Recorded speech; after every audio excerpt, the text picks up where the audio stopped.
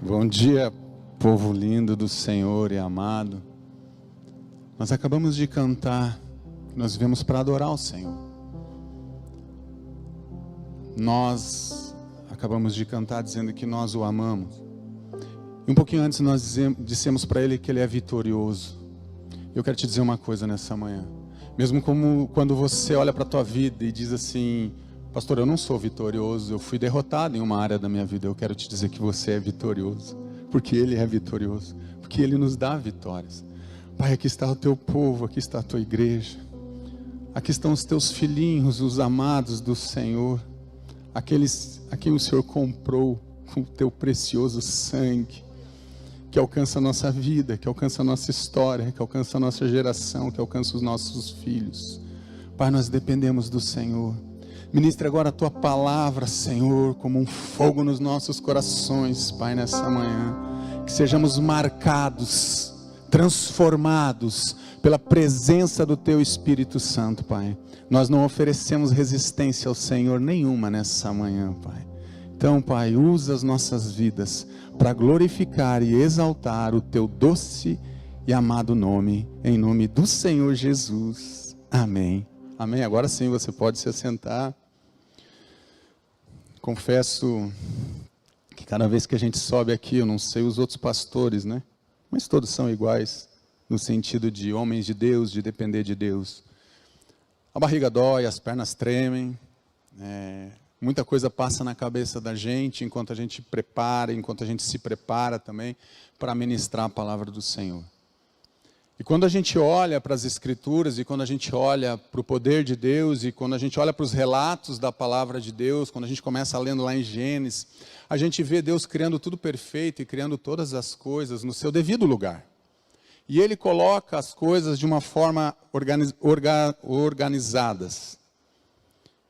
E o interessante de tudo isso é que quanto mais eu contemplo a criação de Deus, quanto mais eu começo a olhar para tudo que Deus fez e olho dentro da palavra dEle, aquilo que Ele tem feito na minha vida, eu quero confessar a vocês mais, eu vejo quão pequeno eu sou, quão grande Ele é, quão maravilhoso Ele é. E sabe o que me chama a atenção em tudo isso? Não é apenas reconhecer a grandeza de um Deus, que é muito maior que nós, infinitamente maior. Sabe o que me impressiona? É que Ele se preocupa com a gente. É que mesmo Ele sendo tão grande, tão maravilhoso, sendo o Criador e o sustentador de todo o universo, de todas as coisas, mesmo assim, Deus Ele se inclina para o homem. Ele presta atenção naquilo que o homem faz. Nós podemos e temos essa capacidade de chamarmos a atenção de Deus. Deus, Ele olha, Ele cria a natureza, Ele cria os animais, Ele cria o firmamento, Ele cria as estrelas, Ele cria tudo. Mas tem um ser que Ele criou, que somos nós, os homens e mulheres, o gênero, o ser humano, que atrai a presença dEle, que chama a atenção de Deus, e somos nós, é eu e você, nós podemos chamar a atenção de Deus. E eu quero falar nessa manhã, quando Deus não resiste aos homens. Pastor, você está falando uma bobagem, é lógico que Deus, Ele não se submete a homem nenhum, é verdade. Mas Deus, você vai ver características de homens, que atraem a presença de Deus, e que Deus para o céu, e que Deus para tudo que eles estão fazendo lá no céu, toda a adoração dos anjos, dos arcanjos, dos querubins, dos serafins, Deus, Ele para tudo, quando Ele consegue ver no homem realmente algo que Ele expressa através da criação e através do amor dEle. São esses homens, são esses seres humanos que Deus está procurando. São essas famílias. Poderia ter colocado quando Deus não resiste às famílias da IBBR, quando Deus não resiste a homens, quando Deus não resiste ao ser humano. E para isso eu quero ilustrar com duas passagens bíblicas, dois homens que realmente marcaram história, que fizeram algo que atraiu a presença de Deus. E eu quero começar com Jacó. E Jacó ficou sozinho. Então veio um homem que se pôs a lutar com ele, até o amanhecer. Quando o homem viu que não poderia dominá-lo, tocou na articulação da coxa de Jacó, de forma que lhe deslocou a coxa enquanto lutavam. Então o homem disse: deixe-me ir, pois o dia já desponta, já amanheceu. Mas Jacó lhe respondeu: não te deixarei ir, a não ser que me abençoes. O homem lhe perguntou: qual é o seu nome? Jacó, respondeu ele. Então disse o homem: seu nome não será mais Jacó, mas sim Israel, porque você lutou com Deus e com os homens e venceu. Prosseguiu Jacó: peço que te digas o teu nome. Mas ele respondeu: por que pergunta o meu nome? E o abençoou ali.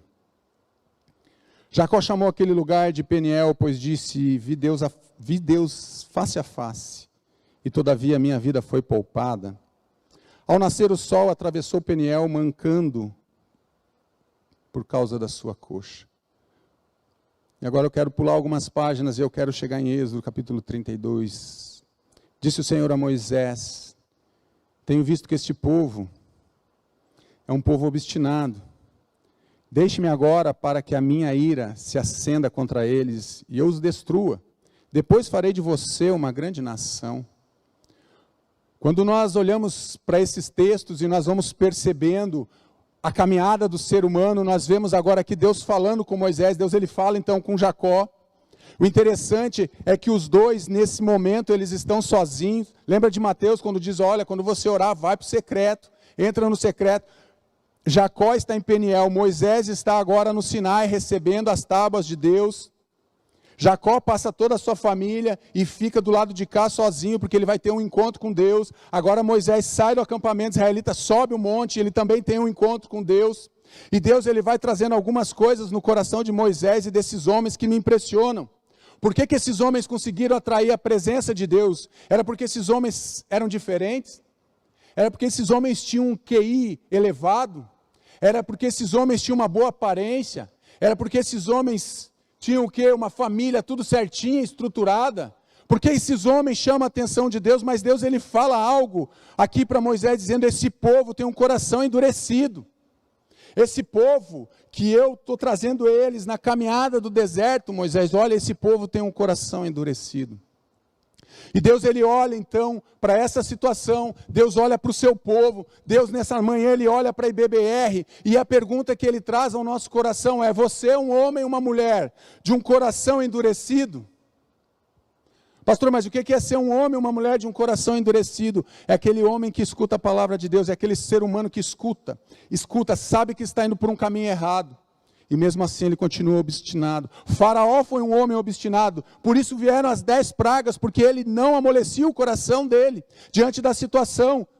Moisés dizia: deixa o meu povo, Deus mandou te dizer, deixa o meu povo ir, ele diz: não deixo, não deixo, não deixo.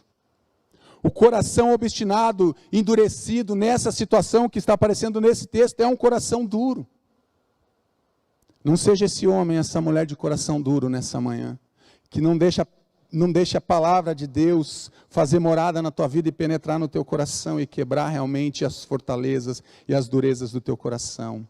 Moisés, porém, suplicou ao Senhor, o seu Deus, clamando. Olha o que o Moisés faz. Deus ele vem, o pastor Lobo nos ensinou isso, ele faz uma proposta, Deus faz uma proposta para Moisés, que provavelmente muitos de nós aceitaríamos, né? Vamos acabar com esse povo aqui, ó, Marcos, é o seguinte, imagina eu aqui, tá? Conjectura. Está vendo esse povo aí, Marcos? Nós vamos acabar com esse povo e a partir de você, eu vou começar uma nova geração, um novo povo. E se você estivesse aqui no meu lugar e eu estivesse sentado aí, se Deus fizesse essa proposta para você, provavelmente muitos de nós aceitaríamos, e dizer: olha, eu fui aprovado por Deus, eu fui aceito por Deus, por isso que Deus está fazendo uma proposta dessa. Mas olha o que Moisés responde para Deus. Moisés, porém, suplicou ao Senhor, o seu Deus, clamando: ó Senhor, o que aconteceria? Por que acenderia a tua ira contra o teu povo, que tiraste do Egito com grande poder e forte mão?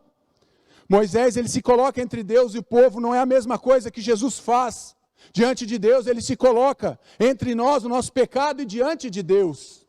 Moisés, ele tem uma atitude de olhar para aquele povo e conversar com Deus e apresentar a argumentação para Deus, dizer: Deus, não faça isso. O que os outros povos vão falar do Senhor, que com um braço tão forte, tão poderoso, tirou esse povo no deserto, trouxe para o deserto e agora não vai conseguir colocar esse povo na terra prometida, então o Senhor vai acabar com essa geração toda no deserto, o Senhor vai matar esse povo. O que esses outros povos vão pensar a teu respeito?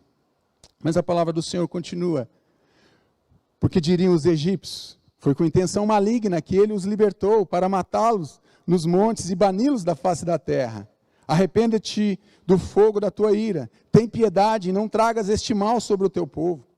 Mas agora eu te rogo, perdoa-lhes o pecado, senão risca-me do teu livro que escreveste. Em outras palavras, ele está dizendo, Senhor, risca o meu nome do livro da vida. Se o Senhor vai riscar o nome de todos esses israelitas, 2.600.000, alguns falam 2 milhões, mais de 2 milhões de pessoas, o que Moisés está dizendo para Deus, ele está dizendo, Deus, se o Senhor for riscar o nome dessas 2 milhões de pessoas do teu livro, então risca o meu também. Quantos de nós teríamos essa ousadia, teríamos essa coragem de chegarmos diante de Deus e falar o que Moisés falou? É uma pergunta que nós temos que responder dentro do nosso íntimo. Será que eu faria isso? Será que você teria essa atitude de pedir para Deus riscar o teu nome? Em primeiro lugar, eu quero dar 3 características de um homem que Deus não resiste, de uma família, de uma mulher que Deus não resiste. Deus não resiste a homens de olhos molhados. São esses homens que Deus não resiste. São homens de olhos molhados e mulheres de olhos molhados, famílias de olhos molhados que Deus não resiste. Registra tu mesmo o meu lamento, recolhe as minhas lágrimas em teu odre. Acaso elas não estão anotadas no teu livro? Você, eu, às vezes nós pensamos que Deus nos abandonou. Muitas vezes nós pensamos que a dor e o sofrimento que nós estamos passando, as dificuldades que nós estamos enfrentando na nossa família, no nosso trabalho, no nosso casamento, na criação dos nossos filhos, nós muitas vezes pensamos que Deus não está nem aí. O texto de Salmos está dizendo que Deus ele tem escutado, Ele tem recolhido no odre dEle cada lágrima que você e eu temos derramado. Deus não resiste a esses homens. Deus, Ele vem e recolhe as nossas lágrimas. E a pergunta que eu te faço para nós começarmos a conversar nessa manhã, por quem você tem derramado lágrimas? Quem são as pessoas que você derrama lágrimas? Qual foi a última vez que você derramou lágrima por alguém? Porque nós muitas vezes temos facilidade de chorar, de derramarmos lágrimas, quando nós estamos tristes, quando algumas pessoas, quando estão muito felizes também. Mas no teu dia a dia, você é um homem que está com os olhos molhados diante de Deus? Você é alguém, porque essa pessoa que tem esse princípio, que tem isso como uma característica de vida, ele não apenas se preocupa com o que ele está vivendo, mas ele se preocupa com o que o outro está vivendo. E quando eu me coloco no lugar das outras pessoas, e quando eu sinto a dor do outro, e quando eu sinto o desespero do outro, e quando eu me importo com o outro, como a pastora Fabíola acabou de falar aqui, que se importa, e a gente deseja amar, esses são os homens que os olhos começam a lacrimejar, porque são homens que entenderam o amor de Deus, e querem viver esse amor, e querem derramar esse amor sobre as outras pessoas. Por quem você tem derramado lágrimas? Ou por que você tem derramado lágrimas? Ou será que os teus olhos já estão tão secos, que você não consegue mais derramar lágrima? Nem na presença de Deus, nem na presença das pessoas. Por muito tempo a gente escutou como homem que o homem não deveria chorar, que o homem tem que ser forte. E eu pensava nisso, eu achava que isso era certo. Eu quero dizer que eu me tornei um grande chorão. Um homem realmente que chora pela situação que a gente vê. Um homem que chora de alegria quando vê a família restaurada. Um homem que chora de tristeza quando vê os problemas e as pessoas não conseguem vencer. Mas é um homem que chora também quando está na presença do Senhor. Porque ele reconhece no coração dele que ele não é nada. Que ele é um pó. Que ele é um grão de areia. Lá em Porto Alegre a gente costuma usar uma expressão, um cisquinho, um cisco é lixo. É um cisco, é nada. Esse é o homem que Deus está procurando.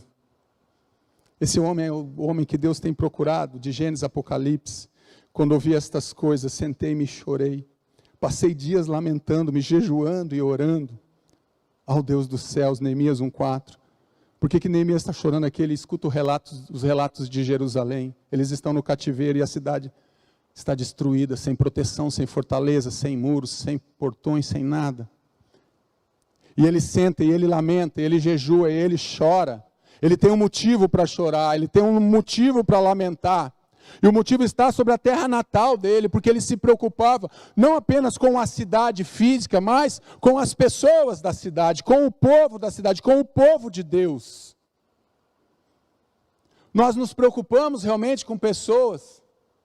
Nós nos preocupamos realmente com a nossa cidade.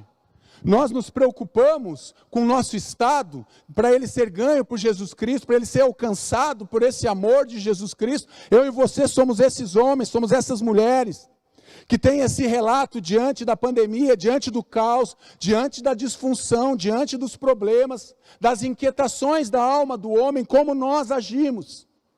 Vai dizer muito a meu respeito e ao teu respeito.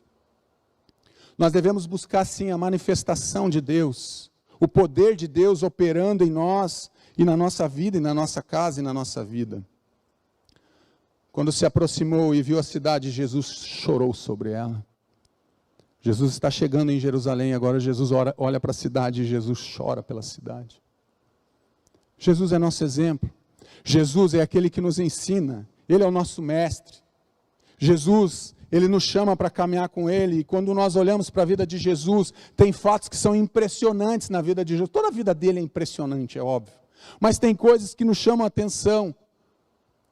E Jesus, ele chega diante daquele povo, ele olha que aquele povo não sabe discernir nem a mão direita da mão esquerda. Eu já ia cruzar os braços. Ele não sabe discernir a mão direita da mão esquerda. É um povo que anda longe, que anda separado, é um povo que está afastado de Deus, e Jesus, ele olha para aquele povo e ele se compadece. Jesus, ele olha para aquele povo e ele chora pela cidade, mas mais do que chorar pela cidade, Jesus está chorando pelas pessoas que estão na cidade. Bem-aventurados os que choram, pois serão consolados. Nós somos consolados por Deus. Em Coríntios vai dizer que com as consolações que nós somos consolados, Deus usa para consolar o coração dos outros.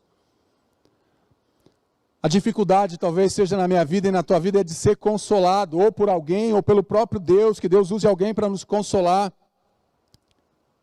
Porque às vezes nós ficamos presos e não queremos ser consolados, pelo contrário, nós gostamos de viver preso naquela armadilha que foi lançada, ou na nossa dor, e nós não queremos romper, então nós ficamos presos naquilo, e é muitas vezes o nosso choro, daí é um choro amargo. É um choro que dói na alma, mas não é um choro que me impulsiona a fazer algo. Porque quando Jesus olha para Jerusalém e chora, Jesus está sendo impulsionado a fazer algo por aquele povo que está naquela cidade. Então quando eu olho para Curitiba, eu olho para o Brasil, eu olho para o Paraná, seja para o Rio Grande do Sul, para qualquer lugar, que eu sou impulsionado, eu preciso amar aquele lugar, eu preciso chorar, mas eu preciso fazer algo por aquele lugar. Precisamos nos levantar como igreja, para ontem, para realmente levar essa semente desse evangelho, a salvação em Cristo Jesus. Deus está nos consolando. Preste atenção, igreja, você que nos assiste em casa, você que está aqui, Deus, ele nos consola com um objetivo, não é apenas para eu estar curado também, para eu estar sendo consolado também mas é para mim consolar outras pessoas. Porque vão chegar pessoas ao nosso redor que vão precisar de um abraço, que vão precisar de um consolo, que vão precisar de uma lágrima tua. Você ainda tem lágrimas para derramar pelas pessoas? Durante seus dias de vida na terra, Jesus ofereceu orações e súplicas em alta voz e com lágrimas. Aquele que podia salvar da morte, sendo ouvido por causa da sua reverente submissão. Hebreus 5, 7. Jesus chorou. Aqui está falando quando Jesus sabe da morte do seu amigo Lázaro e ele chega. E a pergunta que eu quero fazer nessa manhã, você que está aí na tua casa e você que está aqui, somos homens e mulheres de olhos molhados? Somos um povo de olhos molhados? Somos esse povo? Segundo lugar, Deus não resiste a homens de joelhos dobrados.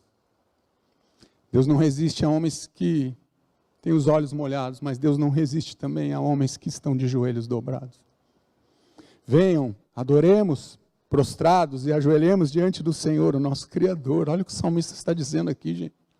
Olha que texto lindo. Vamos adorar, vamos nos prostrar, vamos nos ajoelhar diante do nosso Senhor. Ele é o nosso Criador. O ato de ajoelharmos diante de Deus significa que estamos nos humilhando. O ato quando eu me ajoelho diante de Deus, ou de alguma autoridade, eu estou dizendo que eu estou me humilhando diante daquela situação. E muitas vezes nós temos dificuldade de nos ajoelharmos diante do nosso Deus, do nosso Criador.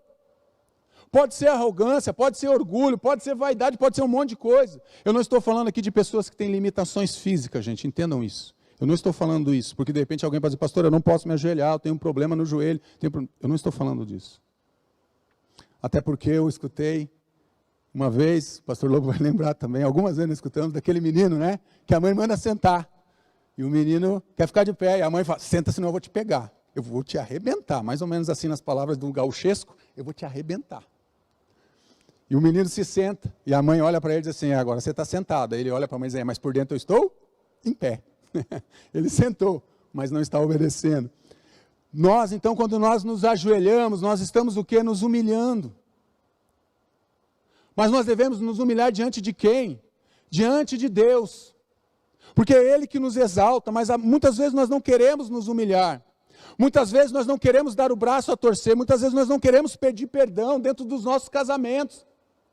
E a disfunção estão aí dentro dos relacionamentos, de vários casamentos, indo uma direção de destruição, porque o cônjuge não quer dar o braço a torcer, eu não vou pedir perdão para ele, eu não vou pedir perdão para ela, eu não peço perdão para o meu filho, eu não peço perdão para minha filha. Pare com isso, vamos nos humilhar, vamos ser esses homens de joelhos dobrados. Eu quero saber quantos homens e mulheres nós temos aqui nessa manhã que são homens de joelhos dobrados. Homens realmente que buscam a presença do Senhor. Os dias são maus. E muitas vezes nós ficamos perdendo tempo com coisas insignificantes. E olha que eu estou falando que muitas vezes eu perco tempo com coisas insignificantes. Estou falando da minha vida, não estou falando da vida de vocês, não. Até porque eu não conheço. Eu só posso falar daquilo que Deus está fazendo na minha vida e daquilo que vocês falam para mim, mas eu estou falando de mim. Muitas vezes eu fico perdendo tempo com coisas insignificantes. E eu deixo de estar me humilhando na presença dEle. Eu deixo de estar com meus joelhos dobrados, com os meus olhos molhados e ouvindo a voz dEle, buscando a presença dEle. Quando chegaram onde estava a multidão, um homem aproximou-se de Jesus, ajoelhou-se diante dele e disse, Senhor, tem misericórdia do meu filho. Ele tem ataques e está sofrendo muito, muitas vezes cai no fogo ou na água. Aqui o relato é de um filho que ficava endemoniado e os discípulos não conseguiram expulsar. Esse homem que chega diante de Deus, ele chega para pedir algo, para clamar algo diante de Jesus, e ele vai pedir pelo seu filho. Esse homem, ele reconhece essa atitude de se ajoelhar, ele está reconhecendo, primeiramente, a insignificância dele, de se colocar no lugar de humilhação, mas ele reconhece o que é a grandeza de Jesus, ele reconhece a grandeza de Deus através de Jesus. Precisamos reconhecer as grandezas realmente de Deus, não apenas falar das grandezas de Deus. Quantos testemunhos nós temos aqui nessa manhã? A Anne deu um testemunho aqui de vida, de salvação, de cura, de restauração. Quantos testemunhos nós temos? Nós somos vitoriosos, sim, como nós cantamos, independente da circunstância, independente do momento que eu vivo, eu sou vitorioso. Porque a minha vitória não é apenas nesse mundo, mas é muito mais, é para a eternidade a minha vitória. Precisamos reconhecer a grandeza de Jesus, ou as grandezas dele. Reconhecemos as grandezas de Jesus? Quando estamos diante do Senhor, nos nossos momentos de intimidade com o Pai, reconhecemos a grandeza dele? Buscamos agradá-lo? É assim mesmo, a gente se empolga e dá sede. Reconhecemos então quem Jesus é? Reconhecemos o sacrifício de Jesus? Porque eu quero dizer uma coisa muito séria para a igreja, não é acusação, não tome essa palavra como uma palavra acusativa, não é esse o meu papel aqui. Cada vez que eu e você brincamos com o pecado, nós estamos desprezando o sacrifício de Jesus na cruz. Eu quero que você aprenda isso. Cada vez que eu me lambuzo com o pecado, que você se lambuza com o pecado, eu e você estamos desprezando o sacrifício de Jesus na cruz. Nós estamos dizendo que não é o suficiente, que não é interessante, que não tem problema brincar com o pecado. Tem problema sim, porque nós vamos nos ferir, nós vamos nos machucar e vamos machucar outras pessoas. Porque se fosse só eu para me ferir, tudo bem. Já estaria errado, mas não. O problema é que quando eu brinco com o pecado, eu firo um monte de gente que está ao meu redor, eu firo a minha família. Eu machuco quem eu amo. Eu machuco as pessoas que estão ao meu redor. Prostrou-se aos pés de Jesus e lhe agradeceu. E este era samaritano. caindo aos pés de Jesus. Qual foi a última vez que você caiu aos pés de Jesus? Saulo, em Atos 9, ele cai do cavalo, ele cai aos pés de Jesus, ele fica jogado no chão. Qual foi a última vez que você caiu aos pés de Jesus? Se prostrou aos pés da cruz, confessou os teus pecados, confessou as tuas culpas, pediu perdão para Deus, abriu o teu coração e disse: Deus, eu quero colocar agora aos pés da cruz tudo que está dentro do meu coração. Porque quando nós olhamos para dentro do nosso coração, amada igreja do Senhor Jesus Cristo, muitas coisas vêm coisas estragadas dentro do nosso coração. E muitas vezes nós colocamos coisas aos pés da cruz que cheiram mal, porque tem cheiro de podre. Porque muitas vezes nós estamos nos alimentando de pecado, e quando nós nos alimentamos de pecado, vai trazer podridão. Vai trazer podridão para a minha vida e para a tua vida. Aqui o relato é dos 10 leprosos, apenas um volta para agradecer e se ajoelha aos pés de Cristo. Não foram 10 os curados, não foram 10 que foram se apresentar aos sacerdotes, apenas um voltou. Apenas um dos 10 leprosos entenderam que ele precisava ser um homem agradecido, ele precisava ser um homem de olhos molhados e de joelhos dobrados, apenas um daqueles 10 entenderam. E a minha oração nessa manhã, não é apenas que um nessa multidão, ou um em 10 que estão aqui na IBBR, que nos assiste em casa, possam ter essa atitude, não. A minha oração nessa manhã é que toda a IBBR, toda a Igreja Batista do Bom Retiro, todas as igrejas espalhadas, todo o povo de Deus, todos aqueles que vão ser alcançados possam entender que nós precisamos nos ajoelhar diante do Deus Todo-Poderoso, Jesus Cristo, nosso Senhor e o nosso Salvador. Apenas um volta. Eu poderia estar dizendo aqui para você, seja esse um que voltou e agradeceu, seria bom, né? Sejam os 10. Não seja apenas um que volte e agradeça, seja todos. Seja toda a igreja Batista do Bom Retiro, volte e agradeça. Por tudo o que Deus tem feito, nós temos tantas coisas para agradecer ao nosso Deus. Por essa razão, eu ajoelho-me diante do Pai, do qual recebe o nome, toda a família dos céus e na terra. Olha que texto lindo de Efésios, gente. Por essa razão, eu me ajoelho diante do meu Pai, do qual eu recebo o nome, toda a família. Você tem um nome, você recebeu um nome. Somos homens que se dobram à vontade de Deus. Você recebeu um nome, que está acima de todo nome. Agora a minha pergunta para você nessa manhã, você é alguém que se dobra diante da vontade de Deus? Você é um homem que se dobra, ou você é aquele homem, aquela mulher do início do primeiro texto, que ainda está com o coração endurecido e não consegue se dobrar diante de Deus? Ou você é aquela criança que está dizendo para Deus: Deus, eu estou de joelhos dobrados, mas por dentro eu ainda estou em pé, porque eu ainda não me dobrei ao Senhor. Qual homem você é?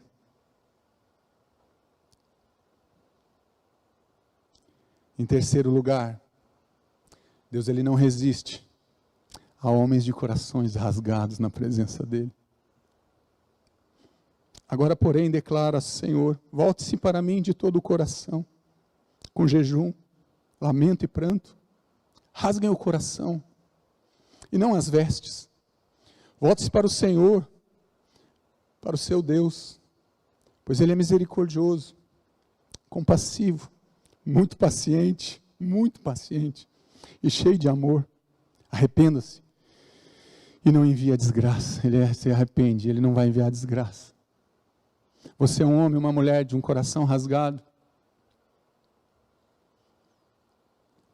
Porque um homem, uma mulher de coração rasgado é alguém que permite Jesus transformar, Jesus mudar as coisas.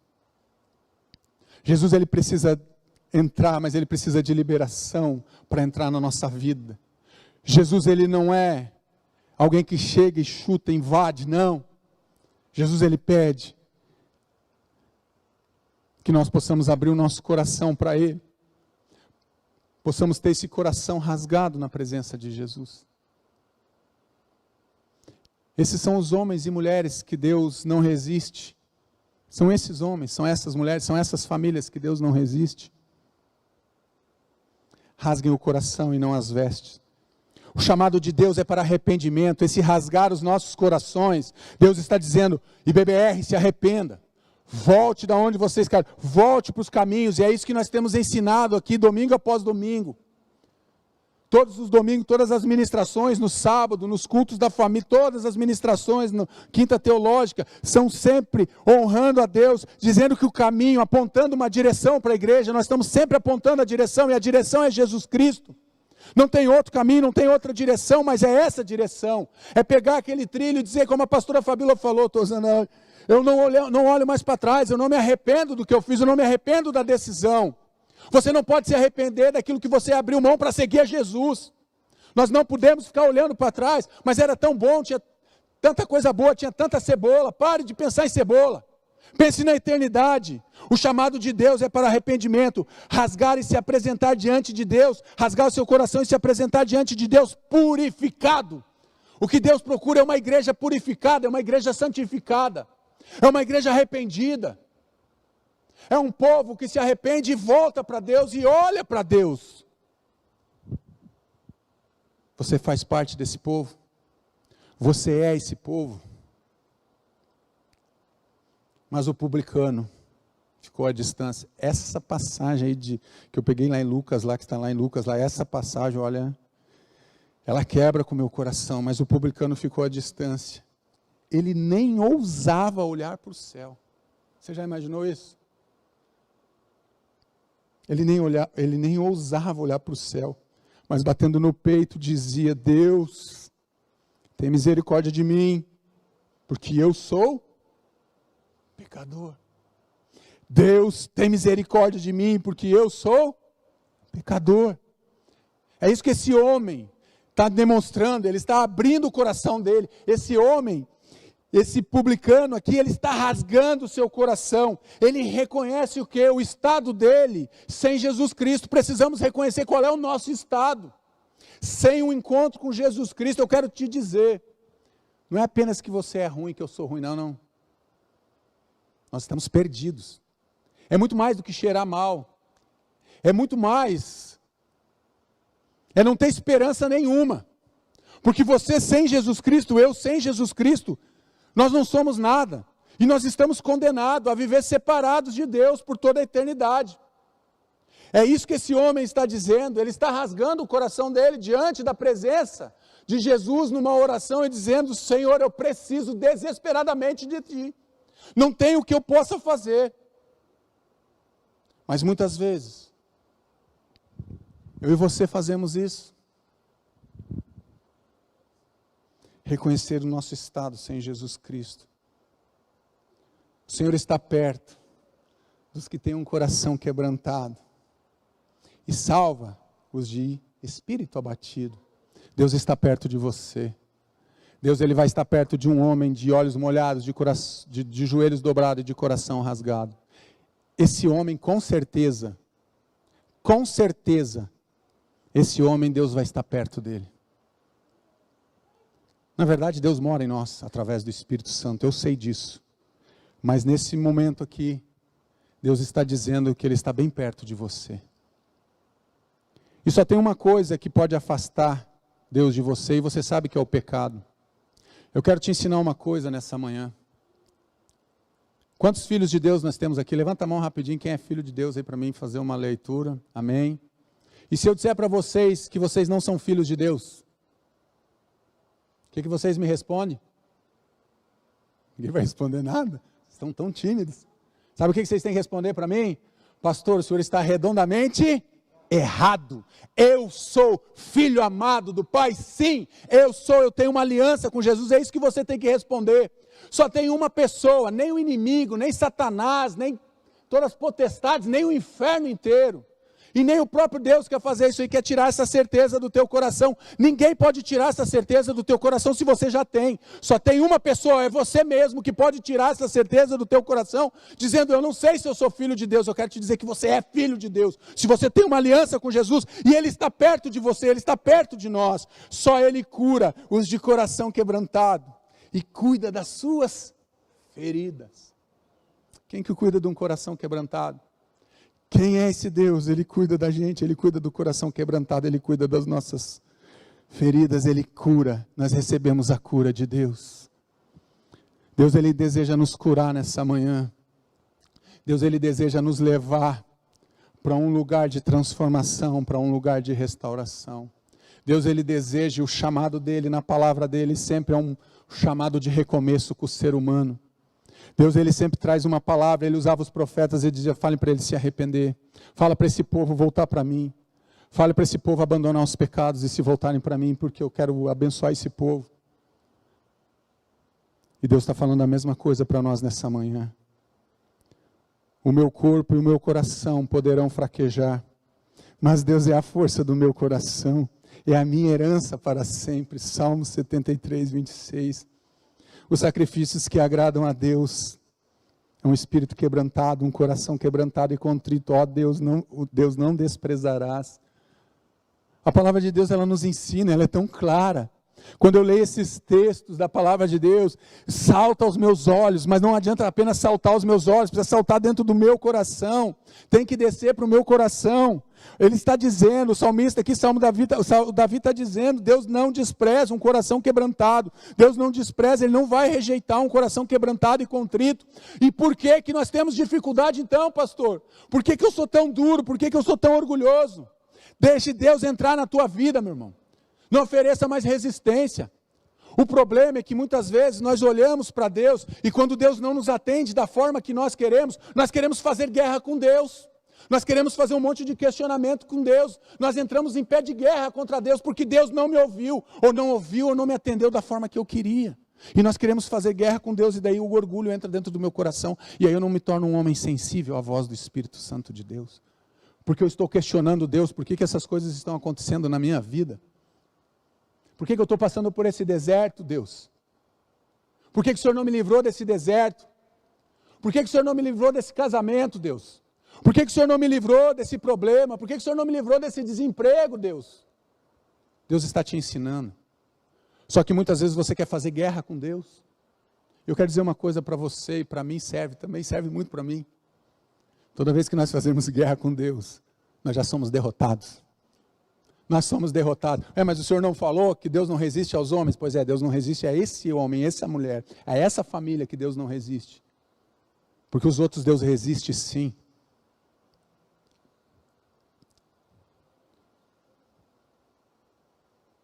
Porque quanto ao Senhor, gente, pega esse texto de 2 Crônicas aí, coloca anota na tua Bíblia. Anota no teu coração, anota na tua geladeira, anota no teu quarto, no teu banheiro, não sei, como você bota no teu computador, tela de descanso, sei lá, no teu celular. Porque quanto ao Senhor, seus olhos passam por toda a terra, para mostrar-se forte para com aqueles cujo coração é totalmente dele. Esse é o homem que Deus não resiste, gente. Um homem que tem um coração totalmente no altar, um homem que tem um coração totalmente entregue nas mãos do Senhor. Esse homem Deus não resiste. Esse é o homem que Deus não resiste.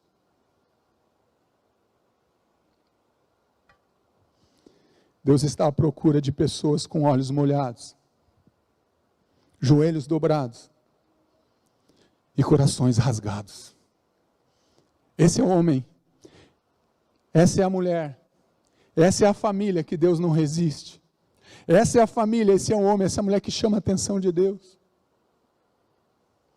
E a minha pergunta é bem simples nessa manhã para a Igreja Batista do Bom Retiro. Eu vou fazer uma pergunta só para vocês. Quem quer ser esse homem? Quem deseja ser essa mulher? Quem deseja? Se você deseja, fique de pé no teu lugar. Não fique porque eu estou falando. Pode ficar sentado. Se você quiser se ajoelhar aí na igreja, você tem liberdade para servir a Deus aqui. Deus está fazendo uma pergunta apenas nessa manhã para nós e para mim. Deus está à procura de pessoas com olhos molhados, joelhos dobrados e corações rasgados. Deus, Ele sempre se inclina para essas pessoas, para essas famílias, para esse homem e mulher. Homens e mulheres que entendem, que compreendem a voz do Espírito Santo de Deus. Homens e mulheres que não tem vergonha de chorar, que não tem vergonha de clamar, que não tem vergonha de se humilhar, que não tem vergonha de se dobrar diante do Deus Todo-Poderoso. Homens e mulheres que olham para a sua vida e olham para o seu estado, e eles contemplam aquele que é maior, que é grande, que é forte, que é poderoso. Homens e mulheres, famílias, que se submetem à vontade do Espírito Santo de Deus. Famílias em que pagam o preço de estarem juntos, mesmo sendo imperfeitos, mesmo vivendo disfunções e problemas, mesmo não pensando todo mundo igual, mas são homens e mulheres que, quando olham para eles, veem as suas imperfeições. Quando eu olho para o meu cônjuge, eu vejo as imperfeições. Quando eu olho para os meus filhos, quando eles olham para mim, eles também veem as imperfeições. Mas quando eu olho para eles com o olhar de Jesus, o meu olhar é de amor, porque o olhar de Jesus sobre a igreja, o olhar de Jesus sobre o povo, é um olhar de amor. Jesus, ele não olha para nossas imperfeições e as nossas impurezas. Jesus, ele olha para o nosso coração. E aí nós podemos cantar assim: vitorioso ele é.